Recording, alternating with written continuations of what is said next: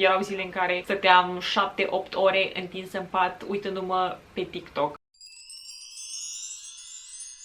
Dacă ești genul de persoană care se așează la birou, lucrează timp de 10-15 minute, apoi deschide YouTube-ul și caută filmulețe de genul cum să fiu mai productivă, sperând că o să fie lovită de inspirație și de motivație, atunci ești eu. Eu sunt tu ești eu. Am trecut fix prin chestia asta. Filmulețele nu m-au ajutat cu absolut nimic, pentru că de fiecare dată după ce mă uitam la unul mă gândeam wow, da, asta este, sunt super mega motivată. Și după 3 ore eram înapoi în punctul 0 în care nu aveam chef de nimic, nu înțelegeam de ce fac ce fac. Partea bună este că am găsit luminița de la capătul tunelului, am descoperit ce trebuie să fac și cum trebuie să fac ca să fiu într-adevăr o persoană mai productivă și m-am gândit că poate ar ajuta pe cineva dacă aș menționa care sunt câteva dintre lucrurile pe care le fac ca să rămân motivată și productivă, lucruri care mi-au adus productivitatea de la gen groapa Marianelor la o persoană normală, un pic mai sus de normal, pentru că eram super... Adică nu cred că există cuvinte ca să descriu cât de leneșă și de neproductivă erau înainte. Erau zile în care stăteam 7-8 ore întinsă în pat uitându-mă pe TikTok. Este foarte rușine să zic chestia asta, dar este 100% adevărat.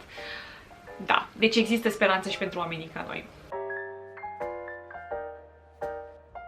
Primul lucru care m-a ajutat super mult a fost să învăț să-mi pun telefonul cu alarma cât mai departe de pat, în așa fel încât dimineața când mă trezesc să trebuiască să mă dau jos din pat și să merg până la el ca să-l închid. Sună foarte simplu, este o chestie super simplă, dar face o diferență enormă. Țin minte că atunci când încă îmi țineam telefonul lângă pat cu alarma, închideam alarma și îmi spuneam că mai dorm încă 10 minute și alea 10 minute se transformau într-o oră.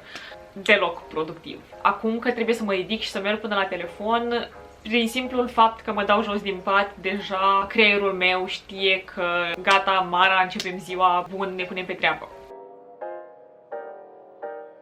Următoarea chestie pe care o fac, și da, știu, toată lumea spune chestia asta și da, știu, nu sună foarte fun, este să fac puțin sport. Știu că nu toate persoanele au timp dimineața să facă 30-45 de minute de exerciții, dar până și 5 minute, 10 minute de stretching sau de, nu știu, genuflexiuni, de flotări, abdomene, dans prin cameră, dacă îți pui niște muzică, sunt de ajuns, pentru că odată ce îți pui corpul în mișcare, ți se oxigenează creierul, se eliberează endorfine în creier și îți dă așa o stare de bine în primul rând, te și calmează, te energizează, e un complet alt mod de a-ți începe dimineața. De când am început să fac sport dimineața, mă simt, cred că de 100 de ori mai productivă decât înainte. Un alt lucru care e super important pentru mine și a căpătat o importanță și mai mare de când lucrez de acasă și de când efectiv nu am mai ieșit din casă este să mă pregătesc în fiecare zi ca și cum aș avea treabă afară, ca și cum aș merge la birou, ca și cum aș ieși cu prietenii, ca și cum aș merge la Starbucks să lucrez pe laptop. Simt că dacă rămân în pijamale sau în haine de casă sau în chestii super confortabile și nu mă machez și nu mă pregătesc ca și cum ar fi o zi absolut normală, nici n-am cheful necesar să fac lucrurile alea. Tot procesul ăsta de a mă pregăti mă pune în mindset-ul ăla de lucru, de azi suntem productivi, azi facem treabă.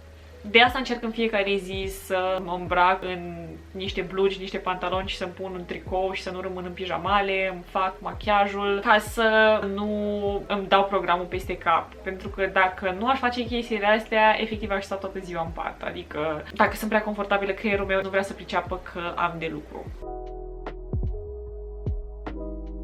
Înainte să mă apuc de lucru, îmi place să am câteva minute pentru mine, nu foarte mult, 15-20 de minute în care îmi beau laptele cu ciocolată sau ceaiul sau ronțăi, ceva, mănânc micul dejun, dar 15-20 de minute în care nu mă uit pe telefon, nu stau lângă laptop, eventual citesc o carte sau mă uit pe geam sau țin ochii închiși din ce beau ciocolata cu lapte, nu știu, ideea este să fie niște minute relaxante, pentru că dacă mă relaxez înainte să încep lucrul, încep totul într-un mood mult mai pozitiv. Nu am sentimentul ăla că primul lucru pe care trebuie să-l fac este să muncesc. Nu, primul lucru pe care trebuie să-l fac este să am timpul ăla pentru mine. Caloriferul meu are ceva de spus în momentul ăsta. Mulțumesc!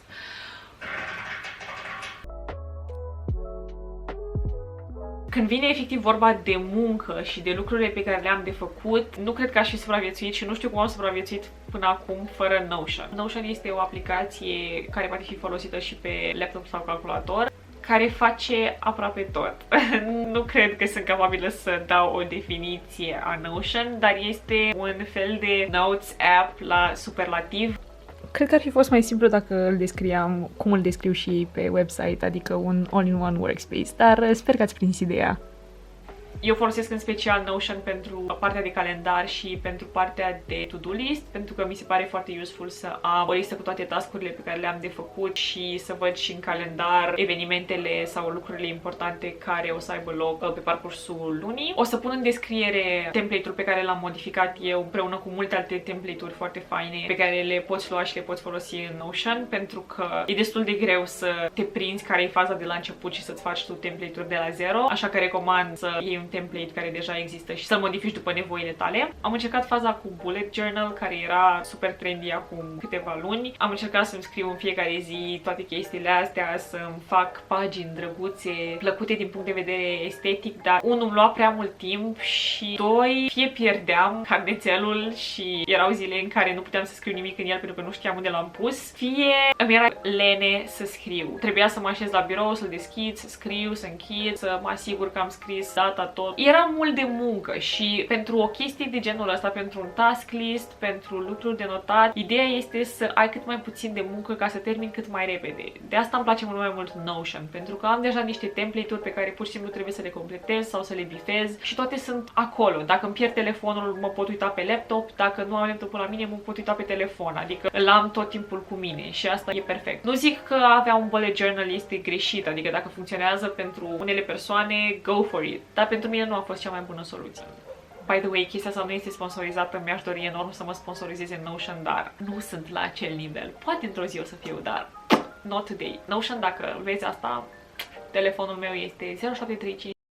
Un sfat super bun pe care l-am citit în cartea Atomic Habits, pe care am recomandat-o foarte des și care mi se pare o carte foarte bună pentru un stil de viață mai productiv, este să îți compartimentezi spațiul și să ai câte un loc specific pentru fiecare acțiune pe care o faci. Practic, am un scaun unde mă așez să lucrez, am un scaun unde mă așez să fac chestii legate de hobby-urile mele, gen să filmez, să cos, ăsta este fotoliul în care mă așez, am un colț al canapelei unde citesc, am un colț al canapelei unde desenez. Știind că există un loc în care fac numai chestia aia, creierului meu este mult mai simplu să facă conexiunea dintre acțiune și spațiu. Că știu că atunci când mă așez în scaunul pentru lucru, sunt în work mode și doar asta fac, lucrez. Știu că atunci când mă așez pe colțul din stânga al canapelei, citesc, creierul meu este în reading mode. Știu că atunci când mă așez în celălalt colț al canapelei, desenăm, suntem creativi, nu știu.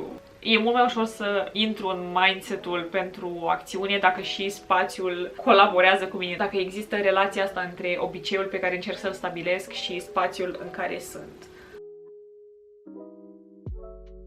Nu mi-am dat seama decât super târziu ce impact mare are asupra productivității mele odihna și nutriția. Ok, odihna să zicem că da, e la mintea cocoșului. Dacă dormi bine, atunci o să fii odihnit și o să poți să-ți faci treaba ca lumea. Aveam eu impresia că o să pot să sar peste etapa asta cumva, că dacă mă culc la 1 și mă trezesc la 8, o să mă simt la fel de bine ca dacă mă culc la 11 jumate și mă trezesc la 6 jumate. Diferența este de la cer la pământ. Nu e același lucru.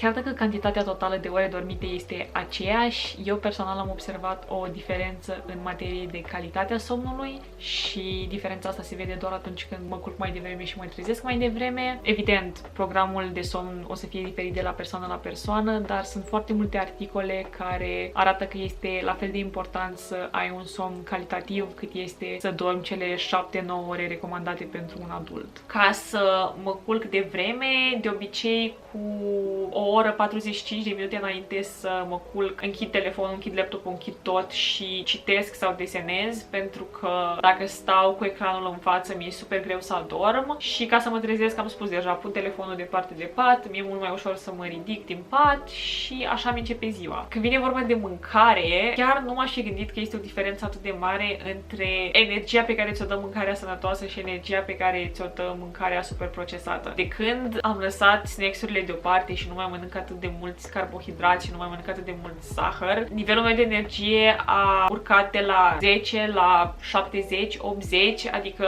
nu mai simt super moleșită și super obosită după prânz, nu mai simt nevoia să dorm o oră, două după amiaza, e complet altceva. Am înlocuit zahărul cu fructe sau cu îndulcitori naturali și încerc să mănânc super multe fructe și legume și se vede diferența, efectiv se vede diferența.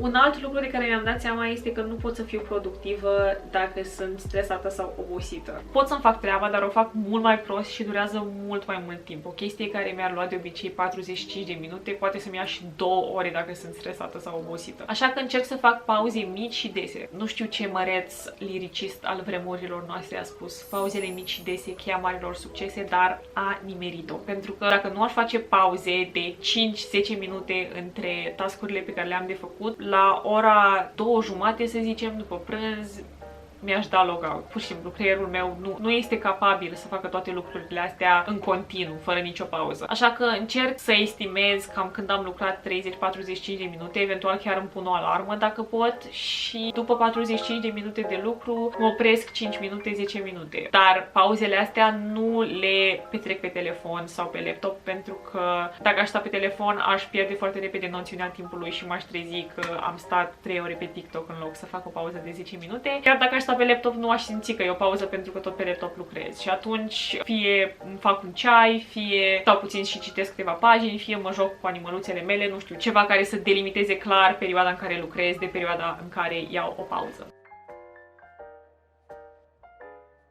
Mi-am dat seama super repede că o să-mi fie foarte greu să mă țin de rutina asta dacă nu găsesc un motiv pentru care să mă țin de ea, un cel, niște puncte pe care vreau să le ating, care să mă facă să vreau să mă trezesc la 6:30 dimineața, care să mă facă să vreau să fac sport. Așa că mi-am făcut un fel de vision board, o adaptare a unui vision board.